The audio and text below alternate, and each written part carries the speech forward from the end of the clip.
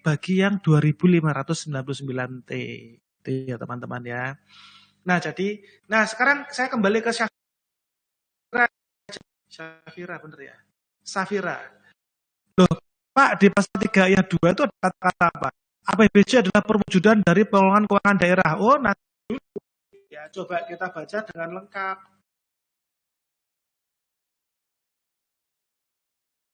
Ya, nih, kita baca dengan lengkap nih.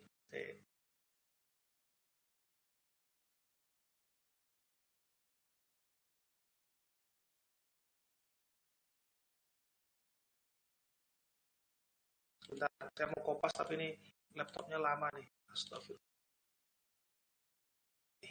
Ya, ini jawaban untuk Safira nih.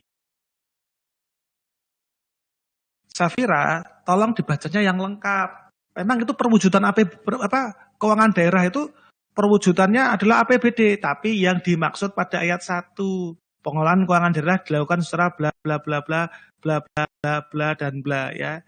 Keuangan daerah secara umumnya di luar APBD karena ada loh keuangan daerah yang di luar itu gitu ya. Jadi perwujudan APBD-nya itu yang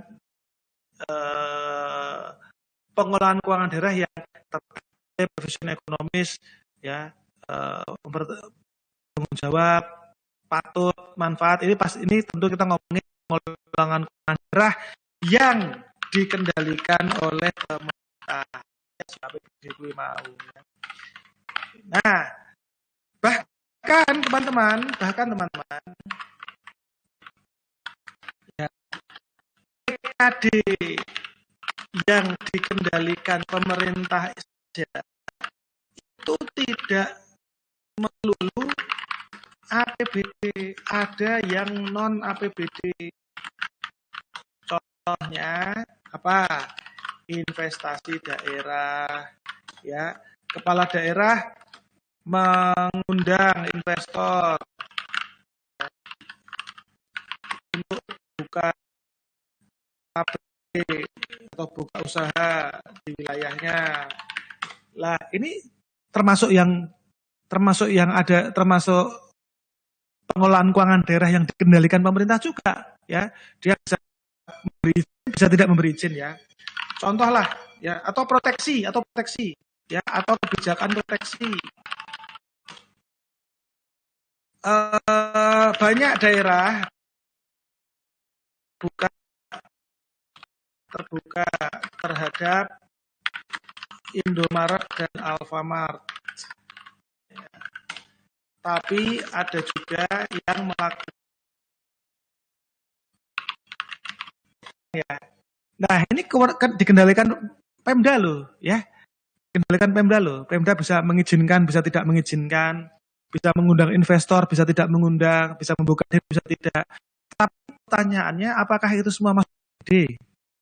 Kan tidak, ya. Investor buka pabrik di wilayahnya, bisa menghasilkan pendapatan bagi APBD, iyalah barangkali ya, atau pendapatan dari masyarakat dulu yang utama ya, bagi masyarakat ya, itu kan di luar APBD. Baik teman-teman ya, kelamaan ini ya, 37 menit kita ngomongin review ya. Ada pertanyaan nggak terkait dengan ruang lingkup PKD dan hubungan APBD dengan ekonomi daerah? Cukup ya?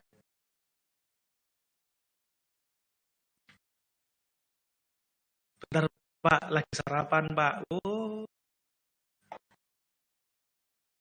Ya, oke guys, mari kita masuk ya ke yang namanya adalah pelaksanaan APBD. Kita ulangin lagi. Pelaksanaan APBD teman-teman itu adalah 1 dari 4 siklus ya di APBD, di pengelolaan keuangan daerah dalam in term of APBD ya. Pengelolaan keuangan daerah yang APBD. Ya. Pelaksanaan APBD itu ada di tengah tuh. Mana ujung depan, mana ujung belakangnya? Ujung depannya adalah DPA SKPD. Ya, dokumen pertama yang hadir di dalam pelaksanaan APBD adalah DPA SKPD. Ya. Sementara di kirinya di perencanaan itu kan mulai dari RKPD sampai ke Perda APBD. Sudah kita pelajari kemarin ya. Dari RKPD sampai ke Perda APBD. Loh Pak, kok dari RKPD bukan dari RPJMD? Ini kalau ngomongin per tahunnya. Kalau per tahunnya kan yang dibikin per tahun RKPD nih. Kalau RPJMD kan sekali aja tuh selama 5 tahun tuh. Maka setiap tahun ya siklus perencanaan dimulai dari RKPD sampai Perda APBD. Penyusunan RPJMD mah 5 tahun sekali ya. Maka setiap tahun pula pelaksanaan APBD itu dimulai dari DPA SKPD. Apa itu DPA? Daftar pelaksanaan anggaran. Wis, langsung jawab ya. Daftar pelaksanaan anggaran SKPD ya.